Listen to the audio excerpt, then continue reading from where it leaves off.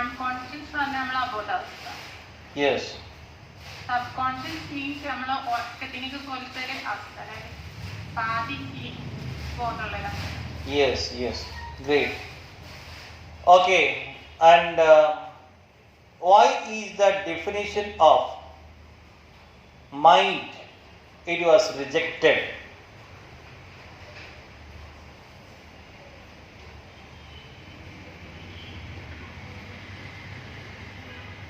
Psychology. Yes, Shana.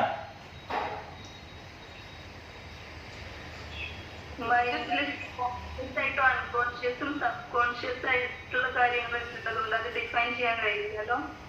Yeah, mind can't be defined. Okay. Conscious, unconscious, subconscious cannot be defined. അത് next stage ആണ്. Mind ആണ് ആദ്യം വന്നത്, അതിനുശേഷമാണ് visible. It's not visible. Okay, next one soul. Soul, it is also visible. Also not visible. Visible. Cannot be defined. Okay. So, but actually, ഈ സോളിനെ കുറിച്ചുള്ള അല്ലെങ്കിൽ soul എന്ന് പറഞ്ഞപ്പോൾ നിങ്ങൾ നേരത്തെ പറഞ്ഞു നോട്ട് വിസിബിൾ. എന്താണ് ഈ വിസിബിൾ എന്ന് പറഞ്ഞാൽ? കാണാൻ കഴിയാത്തത്. അപ്പോൾ ഇന്നലെ ക്ലാസ്സിൽ ഡേ ബിഫോർ യെസ്റ്റർഡേ ആയിട്ട് ടാക്ടൈൽ സെൻസ് പറഞ്ഞു. ടാക്ടൈൽ എന്ന് പറഞ്ഞാൽ സ്കിന്നോട് തൊട്ട് കഴിയും അല്ലേ? ഇനി നമുക്ക് ഗസ്റ്റേറ്ററി ഉണ്ട്. ഗസ്റ്റേറ്ററി എന്താ?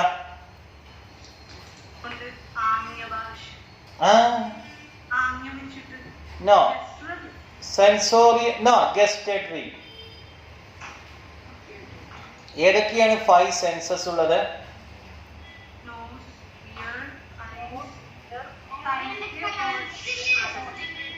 നോസ്, ഇയർ, അങ്ങനെയാണ്. സെൻസോറിൽ സ്റ്റാർട്ട് ചെയ്തിട്ടില്ല. ഏതൊക്കെയാണ് 5 സെൻസുകൾ പറയൂ? ഏതേതാ? ഓഡിറ്ററി,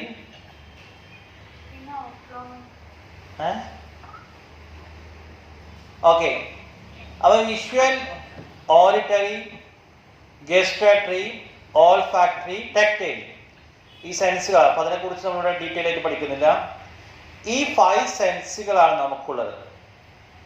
എന്ന് പറഞ്ഞാൽ കാണുക, കേൾക്കുക, രുചിക്കുക, മണം പിടിക്കുക, പിന്നെ തൊട്ട് അറിയുക അല്ലേ? ഈ 5 സെൻസുകളാണ് എന്ത്? Agents of intelligence. അവർ ബുദ്ധിയുടെ ഏജന്റുകളാണ്. We are getting information and knowledge through these 5 senses. ഈ 5 സെൻസസുകളിലൂടെയാണ് നമുക്ക് ഇൻഫർമേഷൻ, വിവരം ലഭിക്കുന്നത് അല്ലേ? എക്സാമ്പിൾ, ഇപ്പോൾ നമ്മളിങ്ങനെ പോകുന്ന സമയത്ത് എന്ത് ചെയ്തു? ഒരു നല്ല ഒരു സംഗീതം കേൾക്കുന്നു. അപ്പൊ ആ സംഗീതം എന്ന് പറയുന്നത് എൻജോയ് ചെയ്യുവാനും ആസ്വദിക്കുവാനും കഴിയുന്നത് നമ്മുടെ ഓഡിറ്ററി സെൻസുകളിലൂടെയാണ്. ഒരു ആംബുലൻസിന്റെ സൗണ്ട് കേൾക്കുന്നു, അതെല്ലാം എന്താണ്? ഓഡിറ്ററിയാണ്. നമ്മളിങ്ങനെ യാത്ര ചെയ്തുകൊണ്ടിരിക്കുമ്പോൾ പെട്ടെന്ന് എന്ത് ചെയ്യുന്നു? ഒരു വിഷ്വലായിട്ട് ഒരു എലഫന്റിനെ കാണുന്നു, ആനയെ കാണുന്നു. ദിസ് ഈസ് എൻ എലഫന്റ് എന്നുള്ളത് ഇൻഫർമേഷനാണ്. ഇതാണ് ആന. ഈ ഇൻഫർമേഷൻ കാഴ്ചയിലൂടെയാണ് നമുക്ക് ലഭിക്കുന്നത്. റൈറ്റ്? സോ അതുപോലെ നമ്മൾ എന്ത് ചെയ്യുന്നു? ഒരു പിന്നെ വീടിൻ്റെ അടുക്കലൂടെ ഇങ്ങനെ പോകുന്ന സമയത്ത് അവിടെ നല്ല രുചികരമായ ഒരു ബിരിയാണിയുടെ സ്മെല്ല് വരുന്നു. അപ്പോൾ നമുക്ക് മനസ്സിലാക്കാൻ പറ്റും സംതിങ് സ്പെഷ്യൽ ദർ അല്ലേ? അതെന്താണ്? ഒരു രുചിയാണ്, മണമാണ് ലഭിക്കുന്നത്. അതും ഇൻഫർമേഷനാണ്. അതുപോലെ നമുക്ക് പിന്നെ നല്ല ഒരു ഫുഡിൻ്റെ ടേസ്റ്റ് നമ്മുടെ നാവിൽ തട്ടുമ്പോൾ ആ രുചി അറിയാനുള്ളത്. ഇതിൻ്റെ രുചി പുളിയാണ്, മധുരമാണ്, അതുപോലെ ഇങ്ങനെയുള്ള വ്യത്യസ്തങ്ങളായ രുചികളെ തിരിച്ചറിയാൻ കഴിയുന്നത് is A part of information.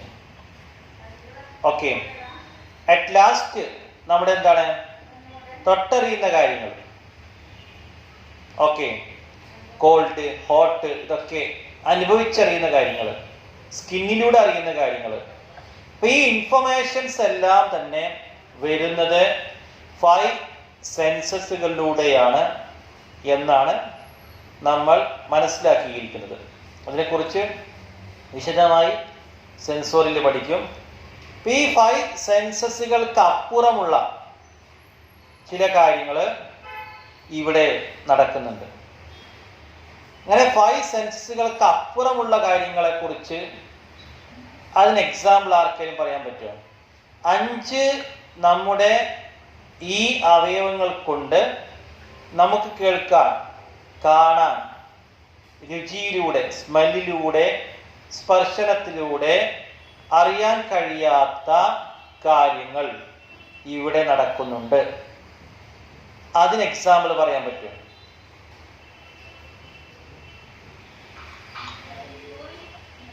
പഠൻ example.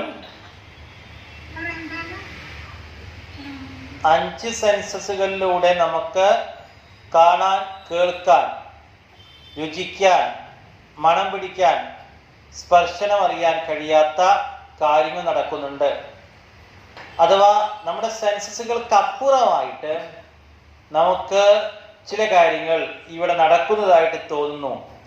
അങ്ങനെയുള്ള കാര്യങ്ങൾക്ക് എക്സാമ്പിൾസ്. രുചിയിലാണെങ്കിൽ എന്താ ഉമാമി എന്ന് പറയില്ലേ? അതെന്താ?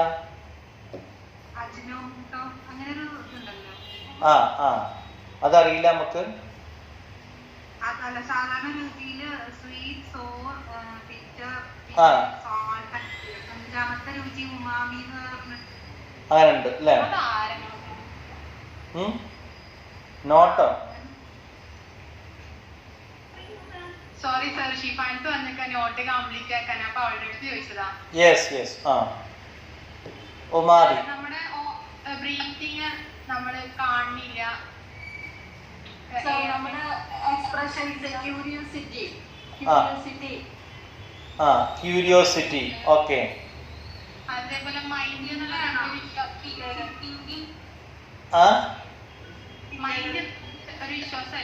മൈൻഡ് ഒരു വിശ്വാസം. പിന്നെ എല്ലാവർക്കും പറയാം, ആരും ഉണ്ടായിരിക്കേണ്ടിയില്ല. ചിന്തിക്കുക, കാണുന്നില്ല. പിന്നെ സ്നേഹം കാണുന്നില്ല, മണക്കുന്നില്ല, അതുപോലെ കേൾക്കുന്നില്ല, പിന്നെ രുചിക്കുന്നില്ല, ടച്ച്, ഒന്നും സ്നേഹമില്ല. സ്നേഹം എല്ലാം ചെയ്യുന്നുണ്ട്. സ്നേഹം എന്ത് ചെയ്യുന്നു? നമ്മൾ കാണുന്നു, കേൾക്കുന്നു, അതുപോലെ സ്മെല്ല് കിട്ടുന്നുണ്ട്, രുചിക്കുന്നുണ്ട്. എല്ലാത്തിനും എക്സാമ്പിൾ പറയാമോ? അല്ലേ? നമ്മളിപ്പോൾ ഒരാളെ പിന്നെ കാണുമ്പോൾ അയാളുടെ സ്നേഹം, ആ സ്നേഹം നമ്മൾ എന്ത് ചെയ്യുന്നു? അനുഭവിക്കുന്നു, കാണുന്നു. സ്നേഹത്തോടുകൂടിയുള്ള വാക്കുകൾ പറയുമ്പോൾ അത് ഓഡിറ്ററിയാണ്, കേൾക്കുന്നു. അതുപോലെ സ്നേഹത്തിൻ്റെ സ്മെല്ല്, അത് നിങ്ങൾ സ്വയം കണ്ടെത്തിയാൽ മതി. സ്നേഹത്തിൻ്റെ രുചി, എല്ലാവരും സ്വീറ്റ്സ് തരുമ്പോൾ നമുക്ക് അങ്ങനെ ടേസ്റ്റ് ഉണ്ടാവില്ല. പക്ഷെ നമുക്ക് ഇഷ്ടപ്പെട്ട സ്വീറ്റ്സ് ലഭിക്കുമ്പോൾ, ഇഷ്ടപ്പെട്ട ഒരാളുടെ സ്വീറ്റ്സ് ലഭിക്കുമ്പോൾ അത് രുചി മറ്റൊന്നാണ്. ഓക്കെ, ഈ രുചി ക്ലിയർ ആക്കാൻ വേണ്ടിയാണ് നമ്മൾ ആദ്യമായിട്ട് ഈ എൻഗേജ്മെന്റിന് മുമ്പൊക്കെ സ്വീറ്റ്സ് കൊടുക്കുന്നത്. അതുപോലെ പിന്നെ ടച്ചിങ് പിന്നെ പറയേണ്ട ആവശ്യമില്ലല്ലോ. ഇപ്പൊ സ്നേഹം എല്ലാ സെൻസുകളിലും നമുക്ക് മനസ്സിലാക്കാൻ പറ്റും. ബട്ട് ഇനി ഇപ്പൊ ഈ പറഞ്ഞ പോലുള്ള എക്സാമ്പിൾസ്, ഇതുകൊണ്ടൊന്നും കാണാൻ, അനുഭവിക്കാൻ കഴിയാത്ത കാര്യങ്ങൾ.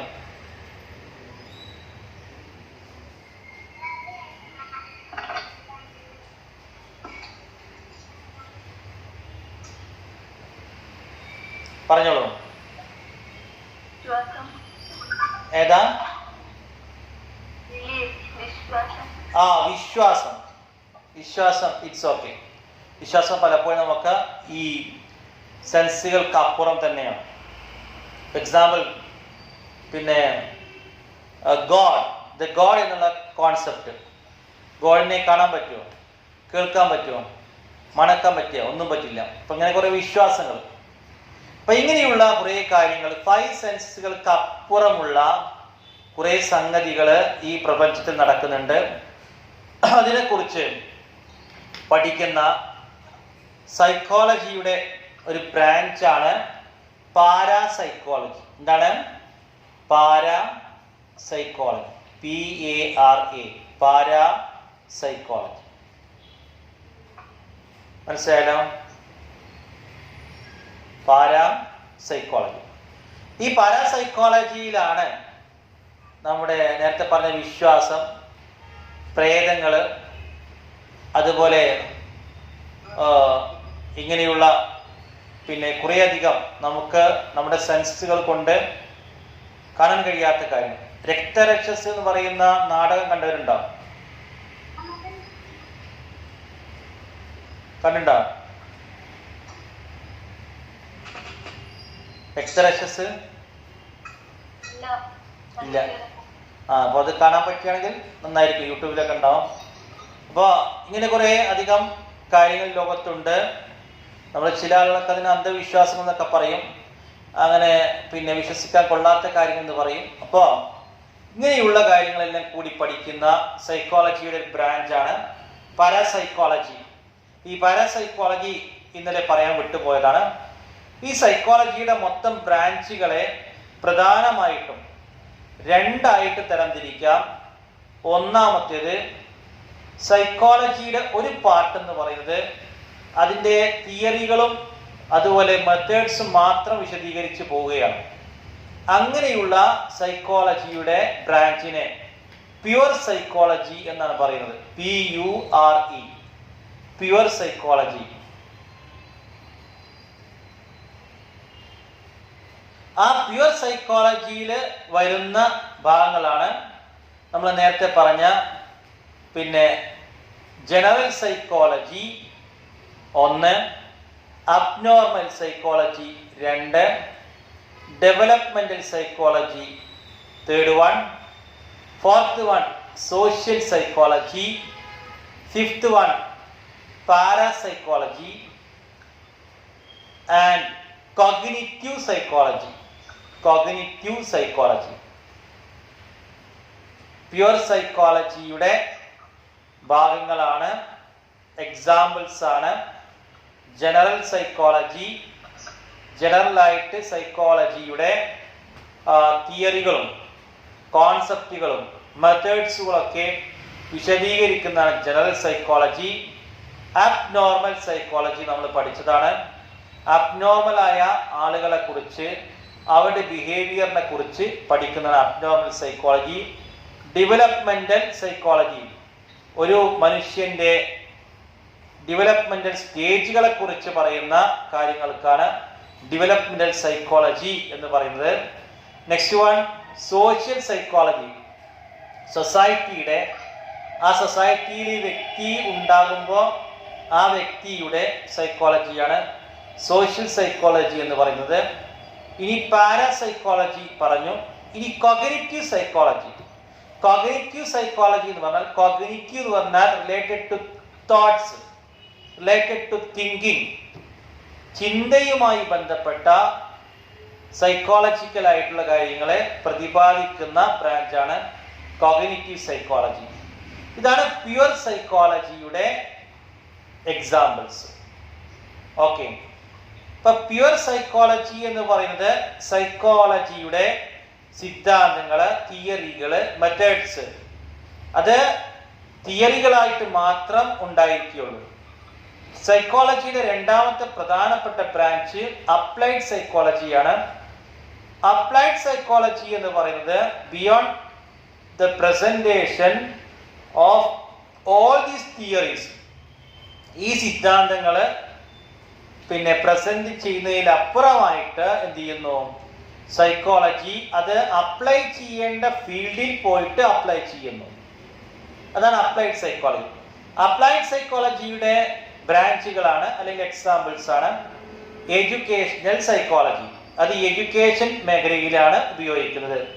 നേരത്തെ പറഞ്ഞതുപോലെ ക്ലിനിക്കൽ സൈക്കോളജി, സൈക്കിക് പ്രോബ്ലംസ് ഉള്ള ആളുകളെ ട്രീറ്റ് ചെയ്യാൻ വേണ്ടിയാണ്, അതിൻ്റെ ട്രീറ്റ്മെന്റ് രീതികളെ കുറിച്ചാണ് ക്ലിനിക്കൽ സൈക്കോളജിയിൽ പറയുന്നത്. നെക്സ്റ്റ് വൺ ഇൻഡസ്ട്രിയൽ സൈക്കോളജി, വ്യാവസായിക രംഗത്ത് ഉപയോഗിക്കുന്ന ലാബേഴ്സുകളെ അവരുടെ സൈക്കോളജി, പ്രൊഡക്ട്സ് എന്താണ് ഇറക്കേണ്ടത് എന്നതിനെ കുറിച്ചുള്ള സൈക്കോളജി, അതാണ് ഇൻഡസ്ട്രിയൽ സൈക്കോളജി. നെക്സ്റ്റ് വൺ പറഞ്ഞത് ഏതാണ്? പിന്നെ മിലിറ്ററി സൈക്കോളജി, മിലിറ്ററി സൈക്കോളജി പട്ടാളക്കാരുടെ. പൊളിറ്റിക്കൽ സൈക്കോളജി, രാഷ്ട്രീയ രംഗത്ത് ഉപയോഗിക്കേണ്ട സൈക്കോളജി. അതുപോലെ പിന്നെ ഈ ഫോറൻസിക് സൈക്കോളജി എന്ന് പറയുന്ന ഒരു സാധനം കൂടി ഉണ്ട്. ഫോറൻസിക് സൈക്കോളജിയാണ് എന്ത്? കുറ്റാന്വേഷണ വകുപ്പായിട്ട് വരുന്നത്. ഫോറൻസിക് സൈക്കോളജി അത് പിന്നെ അതുപോലെ തന്നെ criminal psychology, medical psychology, child psychology, ഇതെല്ലാം എന്താണ്? അപ്ലൈഡ് സൈക്കോളജിക്ക് എക്സാമ്പിൾസ് ആണ്. ഓക്കെ, അപ്പോൾ സൈക്കോളജി എന്ന് പറയുന്ന ജനറലായ സബ്ജക്റ്റിനെ നമ്മൾ രണ്ട് മെയിൻ ബ്രാഞ്ച് ആയിട്ട് മാറ്റി. അതൊന്ന് പ്യുവർ സൈക്കോളജി, രണ്ട് അപ്ലൈഡ് സൈക്കോളജി. പ്യുവർ സൈക്കോളജി എന്ന് പറഞ്ഞാൽ it is related to theories and methods, അത് മാത്രമാണ്. ദാറ്റ് ഈസ് നോട്ട് പ്രാക്ടിക്കബിൾ അല്ല. ഓക്കെ, ബട്ട് അതിൻ്റെ ആപ്ലിക്കേഷൻ മേഖലയിൽ പോകുമ്പോൾ ആ ബ്രാഞ്ചുകളാണ് അപ്ലൈഡ് സൈക്കോളജി. അപ്ലൈഡ് സൈക്കോളജിയുടെ എക്സാമ്പിൾസും പറഞ്ഞു. റൈറ്റ്, ഇതാണ് സൈക്കോളജിയുടെ ബ്രാഞ്ചസ് എന്നുള്ള ഹെഡിങ് വരുമ്പോൾ നമ്മൾ അതിൽ കാര്യമായിട്ട് പറയേണ്ടത്. ഇനി നമുക്ക് പഠിക്കാനുള്ളത് സൈക്കോളജി എന്തിനു വേണ്ടിയാണ് നമ്മൾ പഠിക്കുന്നത്, അഥവാ ഫങ്ഷൻസ് ഓഫ് സൈക്കോളജി. സൈക്കോളജി എന്തൊക്കെ കാര്യങ്ങളാണ് സൈക്കോളജി കൊണ്ട് നമുക്ക് ലഭിക്കുന്നത്? എന്താണ് സൈക്കോളജി കൊണ്ട് കിട്ടുന്ന ഒന്നാമത്തെ നേട്ടം?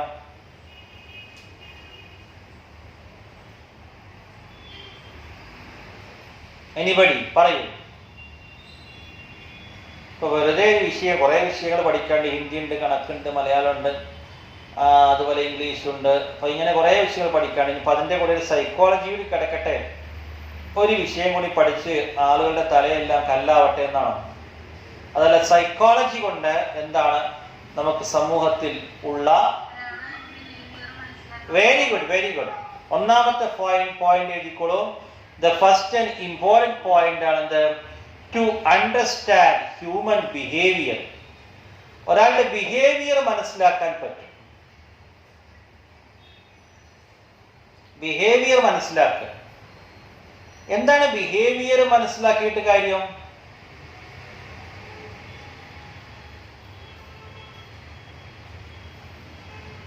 ബിഹേവിയർ മനസ്സിലാക്കിയാൽ അയാൾ നിങ്ങൾക്ക് എന്തെങ്കിലും തരാൻ സാധ്യതയുണ്ടോ?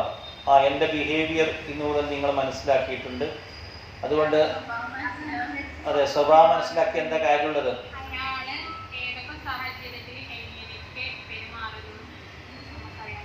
അറിയാൻ കഴിയും. അറിഞ്ഞത് കൊണ്ട്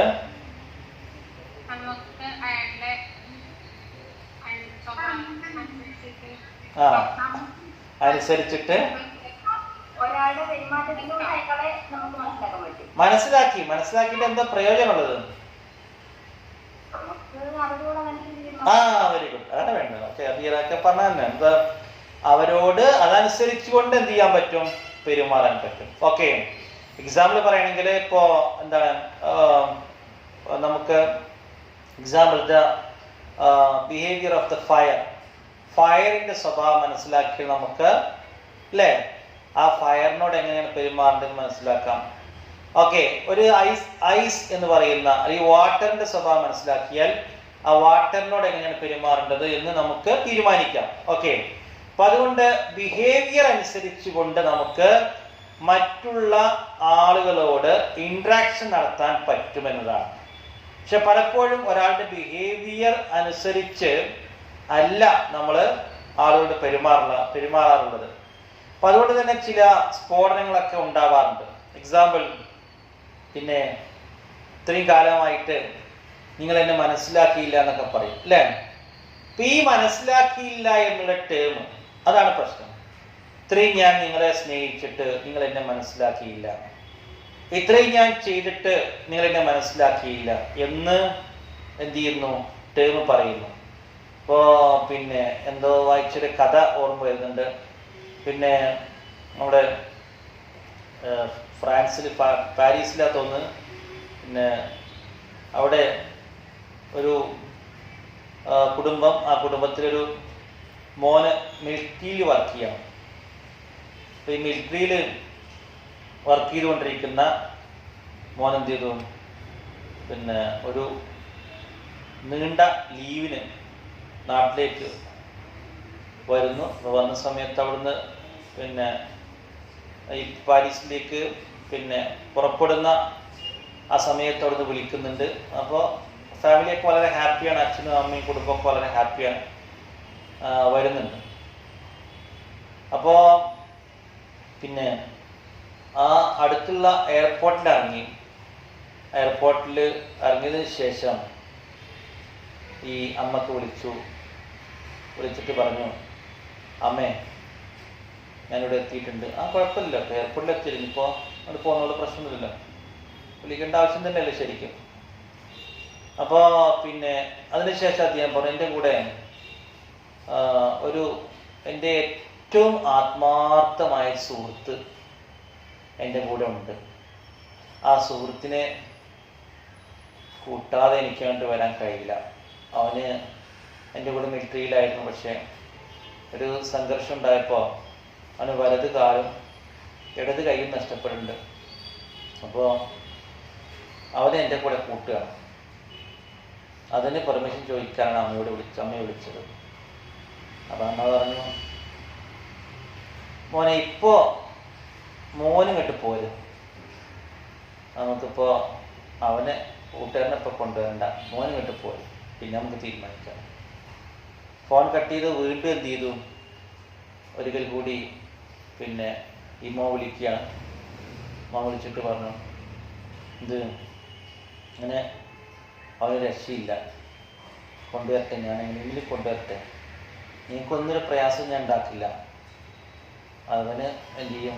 അവിടെ കിടന്ന് ഞാൻ ശരിക്ക് അവനെല്ലാം പ്രൊട്ടക്ഷൻ ചെയ്യും, വീട്ടിൽ കിടക്കാനുള്ള സ്ഥലം മാത്രം കൊടുത്താൽ മതി എന്ന് പറഞ്ഞു. അപ്പോൾ പിന്നെ വീണ്ടും പറഞ്ഞു പറ്റില്ല. അങ്ങനെ വീണ്ടും പറഞ്ഞു, കുറേ പ്രാവശ്യം ചോദിച്ച് എത്ര പറഞ്ഞിട്ടും അച്ഛനും അമ്മയും സമ്മതിക്കുന്നില്ല. ഓൾറെഡി മോനും കെട്ട് പോരും, നമുക്കിപ്പോൾ ആ ഒരു ഭാരം പേർക്കാൻ കഴിയില്ല, വീട്ടിലെ അവസ്ഥ അറിയില്ല. അങ്ങനെ പിന്നെ 2-3 മണിക്കൂർ യാത്ര ചെയ്യാൻ ദൂരമുണ്ട് എയർപോർട്ടിൽ നിന്ന് വീണ്ടും വീട്ടിലേക്ക്. 2-3 മണിക്കൂർ കഴിഞ്ഞതിന് ശേഷം പിന്നീട് ഒരു ഫോൺ വരുന്നുണ്ട് എയർപോർട്ടിൽ നിന്ന് ഈ വീട്ടിലേക്ക്. എന്തായിരിക്കും ആ ഫോൺ?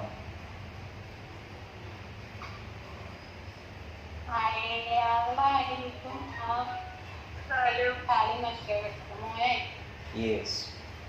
അപ്പോൾ ആ വീട്ടിലേക്ക് വന്ന ഫോണ് നിങ്ങളുടെ മകൻ, മിലിറ്ററിയിൽ നിന്നുണ്ടായിരുന്ന നിങ്ങളുടെ മകൻ എയർപോർട്ടിൻ്റെ ഉയരത്തുള്ള ബിൽഡിങ്ങിൽ നിന്ന് ചാടി വീണ് മരിച്ചിട്ടുണ്ട് എന്നാണ്.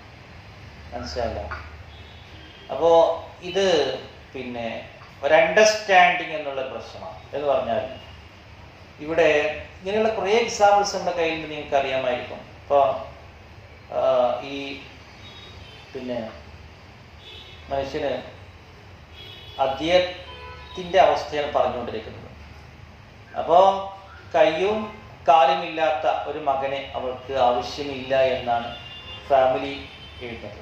ഇത് ഒരു വലിയ കഥയായിട്ട് മനസ്സിലാക്കേണ്ടതില്ല. ഇപ്പോൾ അടുത്ത് കൊറോണ ബാധിച്ച് മരണപ്പെട്ടു വന്ന ഒരു ഭർത്താവ്, ആ ഭർത്താവിന് ഒരുക്കിയ, അദ്ദേഹം തന്നെ ഉണ്ടാക്കിയ വീട്ടിൽ അദ്ദേഹത്തിൻ്റെ ബോഡിയെ കടത്താൻ പെർമിഷൻ നിഷേധിച്ച സംഭവങ്ങൾ, അങ്ങനെ കുറേയധികം എക്സാമ്പിൾസ് ഉണ്ട്, വീട്ടിൽ കയറ്റാത്ത അനുഭവങ്ങൾ. അപ്പോൾ ഇതൊക്കെ അണ്ടർസ്റ്റാൻഡിങ് എന്നുള്ളതാണ്. എന്ന് പറഞ്ഞാൽ മ്യൂച്വൽ അണ്ടർസ്റ്റാൻഡിങ്, പരസ്പരമുള്ള ബിഹേവിയർ മനസ്സിലാക്കുന്നിടത്ത് പാളിച്ചകൾ സംഭവിക്കുന്നു. 60 വർഷമല്ല 80 വർഷക്കാലം നമ്മൾ ഒരുമിച്ച് ജീവിച്ചാലും ശരി, വിതൗട്ട് അണ്ടർസ്റ്റാൻഡിങ്, ഒരാളെ മനസ്സിലാക്കാതെ പോകുന്നുവെങ്കിൽ അത് സൈക്കോളജി അനുസരിച്ചുകൊണ്ട് നമുക്ക് പെരുമാറാൻ കഴിയാതെ പോകുന്നു. സൈക്കോളജി പഠിക്കുന്നത് എന്തിനാണ്? ഹ്യൂമൻ ബിഹേവിയർ മനസ്സിലാക്കാൻ വേണ്ടിയാണ്. ഹ്യൂമൻ ബിഹേവിയർ മനസ്സിലാക്കിയിട്ട് എന്ത് വേണം? മനസ്സിലാക്കിയിട്ട് ഉടനെ നമ്മൾ പറയുന്ന വാക്ക് എന്തായിരിക്കും? അയാൾ മാറ്റണമെന്നാണ്, അയാളെ തിരുത്തണം, ബിഹേവിയറുകൾക്ക് മാറ്റം വരുത്തണം എന്നാണ്. ബട്ട് അയാളുടെ ബിഹേവിയറുകളെ മാറ്റം വരുത്തുകയല്ല വേണ്ടത്. ബിക്കോസ് എന്താ ചെയ്യേണ്ടത്? അയാളുടെ ബിഹേവിയറുകൾക്ക് അനുസരിച്ച് കൊണ്ട് നമ്മളുടെ ബിഹേവിയറുകളെ മാറ്റം വരുത്തുക എന്നതാണ് നമ്മൾ ചെയ്യേണ്ട പോളിസി. ഓക്കെ, അപ്പൊ ഇതില് പിന്നെ ഈ ആലപ്പുഴ ഭാഗത്ത് അവിടെ കോസ്റ്റൽ ഏരിയകളിൽ കുറേയധികം ഫാമിലികൾ, വളരെ പുവർ ഫാമിലീസാണ്. അപ്പോൾ അവരുടെ ഈ വീട്ടിലുള്ള ഹസ്ബൻഡ് അല്ലെങ്കിൽ കുടുംബനാഥന്മാരൊക്കെ ഡ്രങ്കാർഡ്സ് ആണ്. അപ്പോൾ അവിടെയുള്ള പിന്നെ പോലീസ് ഡിപ്പാർട്ട്മെന്റ് ചെയ്ത ഒരു പ്രോഗ്രാം, അവിടെയുള്ള മൊത്തം ഫാമിലീസിന് ഒരു മീറ്റിംഗ് വിളിച്ച് പറഞ്ഞു, നിങ്ങളുടെ ഈ പിന്നെ ഈ ഡ്രങ്കാർഡ്സ് ആയിട്ടുള്ള ആളുകളുടെ നിർത്തണമെങ്കിൽ ഒരു ചെറിയ ഡോസ് നിങ്ങൾക്ക് തരണം. എന്താണ്? B positive. അത് മാത്രം, ബി പോസിറ്റീവ്. എപ്പോഴും എന്ത് ചെയ്യണം? പോസിറ്റീവായിട്ട് മാത്രം കാര്യങ്ങൾ ചിന്തിക്കുക. നന്നായി കുടിച്ചാടി വരുന്ന ചേട്ടന്റെ കയ്യിൽ എന്തുണ്ടായിരിക്കും, അല്ലെങ്കിൽ വാപ്പാന്റെ കയ്യിൽ, ഉപ്പാന്റെ കയ്യിൽ എന്തുണ്ടായിരിക്കും? ശ്രദ്ധിച്ചിട്ടുണ്ടോന്ന് അറിയില്ല. കുട്ടികൾക്ക് വീട്ടിലേക്ക് ആവശ്യമായി എന്തെങ്കിലും ഒരു മിഠായി, ഒരു ചെറിയ പഴം ഉണ്ടായിരിക്കും. അപ്പൊ അങ്ങനെയുള്ള ഒരു സ്ത്രീയുടെ അനുഭവം പറയുന്നുണ്ട്. വീട്ടിലേക്ക് എന്ന് ഈ ഫാദർ വരുമ്പോഴും ആ ഫാദറിന്റെ കയ്യിൽ ഒരു കീശ വീട്ടിലേക്ക് ഉണ്ടാവും. നല്ല ഫിറ്റിലായിരിക്കും. അപ്പൊ ആ പോസിറ്റീവിൽ പിടിച്ചു. എപ്പോഴും പോസിറ്റീവ് മാത്രം പറഞ്ഞു. പോസിറ്റീവിലൂടെ നമുക്ക് ഒരാളെ നമ്മൾ ലക്ഷ്യം വെക്കുന്ന ടാർഗറ്റിലേക്ക് എത്തിക്കാൻ പറ്റും.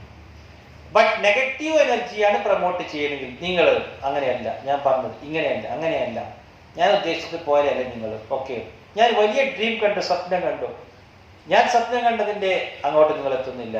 ഓക്കെ, നിങ്ങൾ അങ്ങനെയല്ല, ഇങ്ങനെയല്ല. ഫുൾ നെഗറ്റീവ്സ് ആണ് പ്രൊമോട്ട് ചെയ്യുന്നതെങ്കിൽ ഒരു വ്യക്തിയെ നശിപ്പിക്കുവാൻ സാധിക്കും. അപ്പൊ എന്തായിരിക്കണം?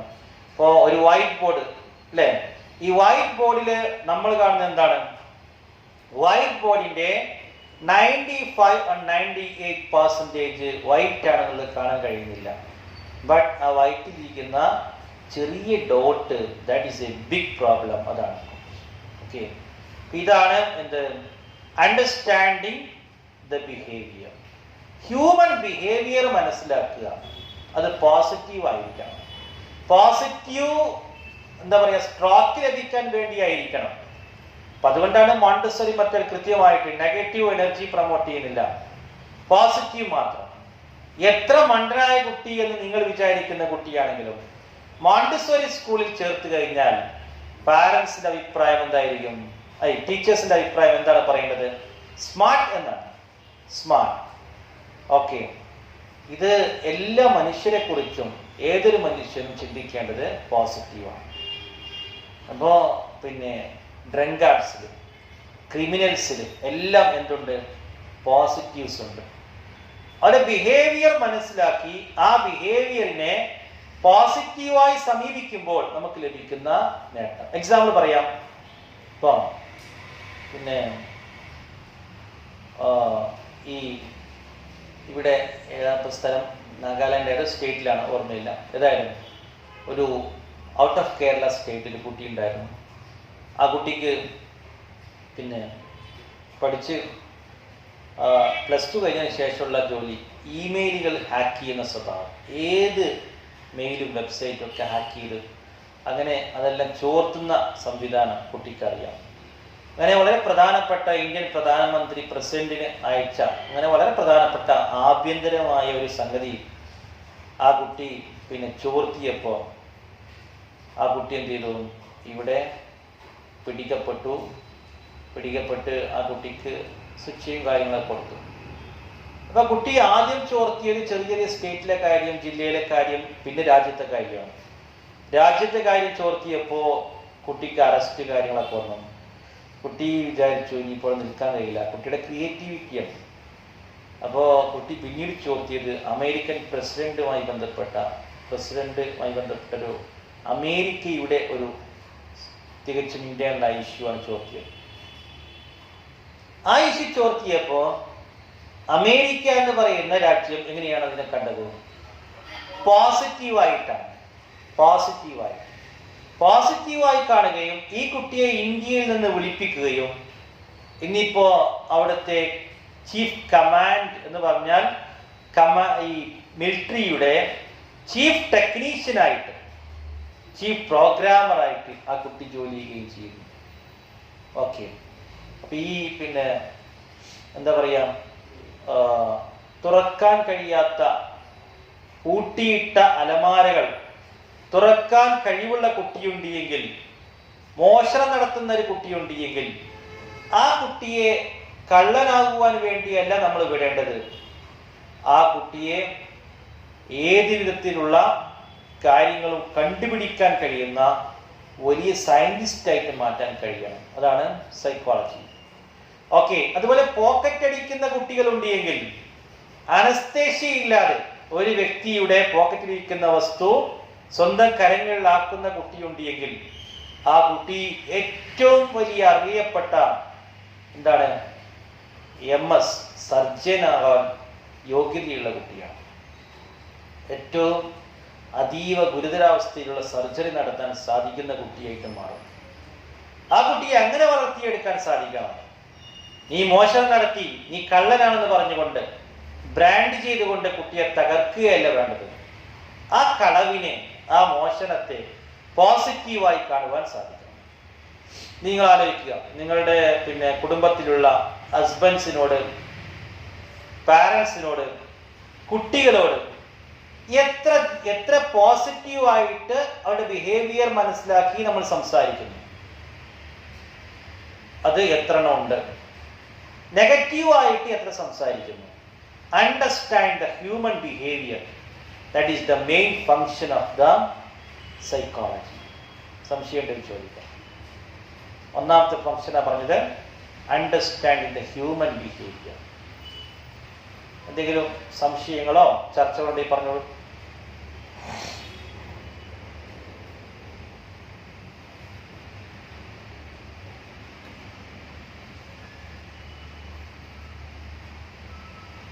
ഇല്ല, എല്ലാം സമ്മതിച്ചു.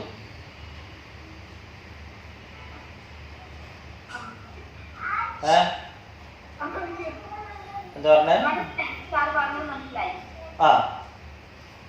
പറഞ്ഞ മനസ്സിലായി അല്ലേ? ഷൈന എന്താ പറയുന്നത്?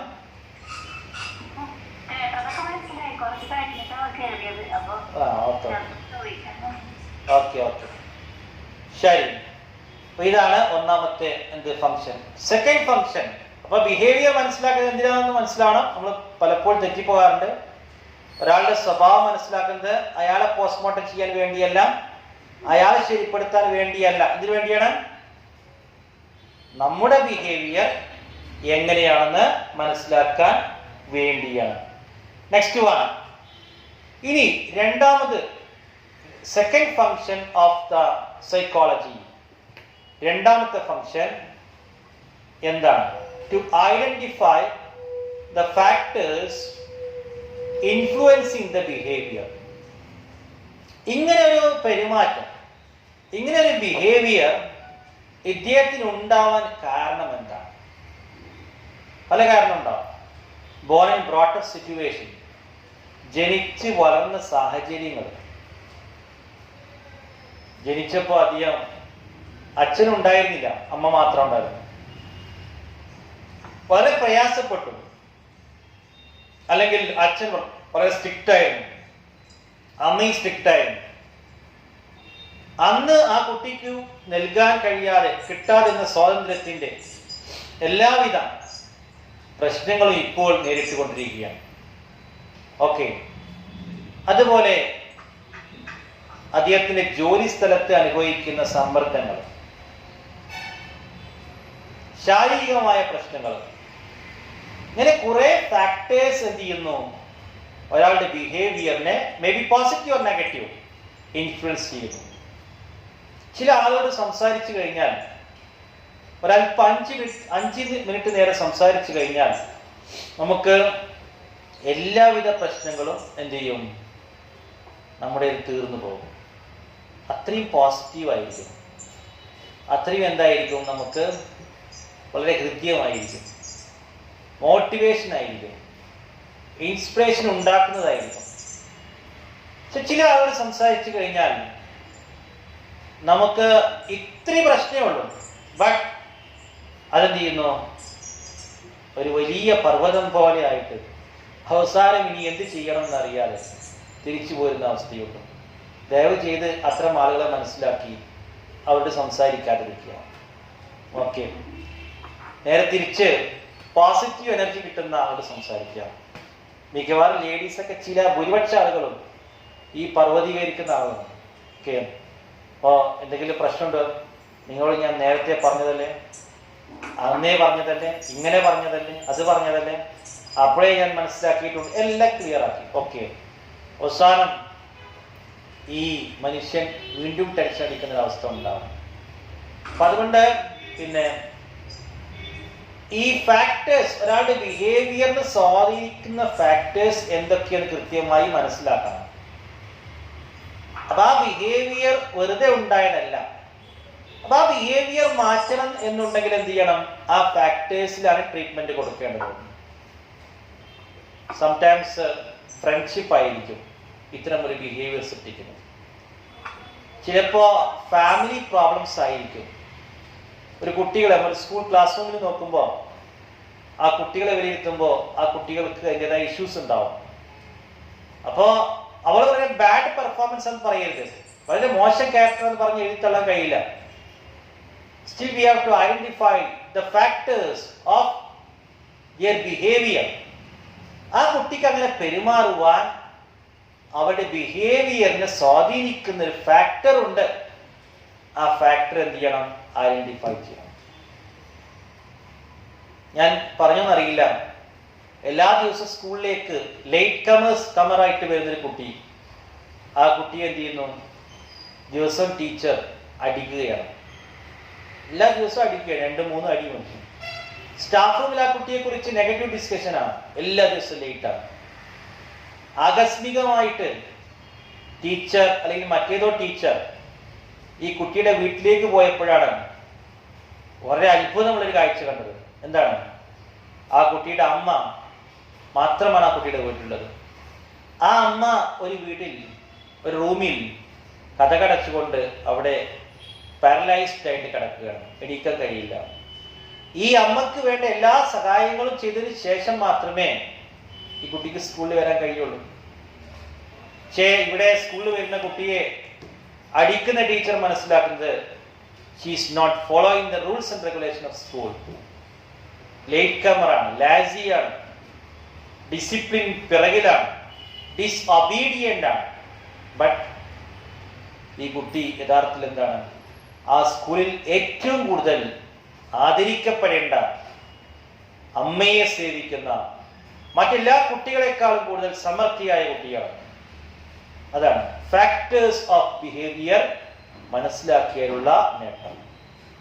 അപ്പൊ അതുകൊണ്ട് നമ്മൾ സൈക്കോളജി പഠിച്ചു കഴിഞ്ഞാൽ എന്ത് ചെയ്യണം ഒരാളോട്, എന്ത് പറയണം മറ്റൊരാളോട് എന്ന് ആലോചിച്ചേ ചെയ്യാൻ കഴിയുകയുള്ളൂ. ആളുകളെ മനസ്സിലാക്കി അവരുടെ ബിഹേവിയറിലുള്ള ഫാക്ടേഴ്സിനെ മനസ്സിലാക്കിയിട്ടാണ് പെരുമാറാൻ കഴിയുകയുള്ളൂ എന്നാണ് നാം മനസ്സിലാക്കേണ്ടത്. അപ്പോൾ ഇന്ന് 2 ഫങ്ഷൻസ് മാത്രമേ നമ്മൾ പഠിക്കുന്നുള്ളൂ. സിംഗൻ സാറിനെ കുറച്ച് ക്ലാസ് ഉണ്ടാവും, ബാക്കി നാളെ നമ്മൾ റിപ്പീറ്റ് ചെയ്യും, കണ്ടിന്യൂ ചെയ്യും. അപ്പോൾ ഒന്ന് പറഞ്ഞത് ഏതാണ്, ഇന്നത്തെ ക്ലാസ്സിൻ്റെ ചെറിയ റിവ്യൂ. സൈക്കോളജിയെ we can divide 2 branches mainly. Number 1 pure psychology, number 2 applied psychology. Pure സൈക്കോളജിയിൽ വരുന്ന കാര്യങ്ങൾ പറഞ്ഞു, അപ്ലൈഡ് സൈക്കോളജി വരുന്ന കാര്യങ്ങൾ പറഞ്ഞു. പിന്നീട് ഫങ്ഷൻസ് ഓഫ് സൈക്കോളജി, എന്തിനാണ് സൈക്കോളജി പഠിക്കുന്നത്. അതിലൊന്നാമത്തേത് ടു അണ്ടർസ്റ്റാൻഡ് ഹ്യൂമൻ ബിഹേവിയർ, മനുഷ്യൻ്റെ ബിഹേവിയർ മനസ്സിലാക്കാൻ കഴിയും. രണ്ടാമത്തേത് to understand, to identify the factors influence the behavior. Okay? അപ്പോൾ ഇതാണ് ഇതുമായി ബന്ധപ്പെട്ട സംശയങ്ങളിൽ പഠനം ചോദിക്കുക Simon sir. Simon sir,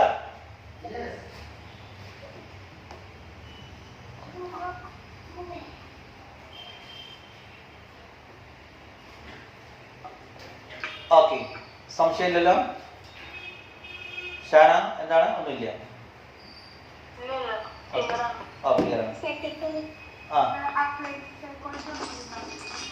applied psychology. Sudharma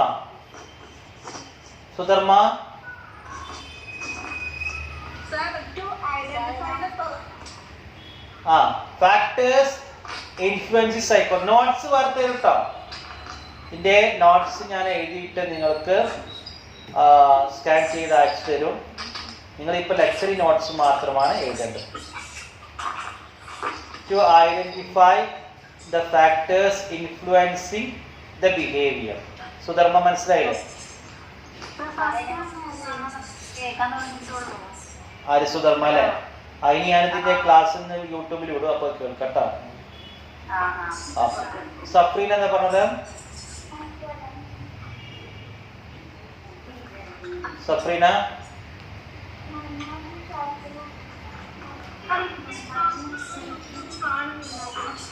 ഇന്നു മുതൽ കാണുന്നത്. ഇന്നലെ മിനിയാത്ത ക്ലാസ് നമ്മൾ വിടാതെ ഇരുന്നതാണ്. ഇവിടെ ഉണ്ട്.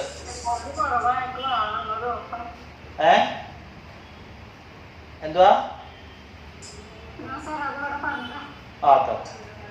സഫ്രീന, അപ്ലൈഡ് സൈക്കോളജി എന്ന് പറഞ്ഞാൽ സൈക്കോളജി ആപ്ലിക്കേഷൻ ഫീൽഡാണ്. സൈക്കോളജി എവിടേക്കാണ് അപ്ലൈ ചെയ്യുക, ആ അപ്ലൈ ചെയ്യുന്ന ഫീൽഡുകളെ കുറിച്ചുള്ള അങ്ങനെയുള്ള ഫീൽഡുകളാണ് അപ്ലൈഡ് സൈക്കോളജിയിൽ വരിക. എന്ന് പറഞ്ഞാൽ ക്ലിനിക്കൽ സൈക്കോളജി, ചികിത്സാ രംഗത്ത്, child psychology, education psychology, industrial psychology, medical psychology. ഇതിൻ്റെയൊക്കെ നോട്ട്സ് ഞാൻ എഴുതിയിട്ട് തരും. അപ്പോൾ നോട്ട്സ് നിങ്ങൾക്ക് സ്കാൻ ചെയ്ത് ഇപ്പോൾ നിങ്ങൾ ലെക്ചർ നോട്ട്സ് ഇങ്ങനെ എഴുതി പോവുക, കാര്യങ്ങൾ മനസ്സിലാക്കുക. കാര്യങ്ങളെല്ലാം കൃത്യമായി മനസ്സിലാക്കിയിട്ടാണ് മുന്നോട്ട് പോകേണ്ടത്. മനസ്സിലാവാതെ പോയിട്ടും മുൻപോട്ട് പോകരുത്. Okay, that's all. Thank you very much.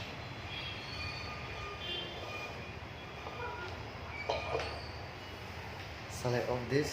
Yeah.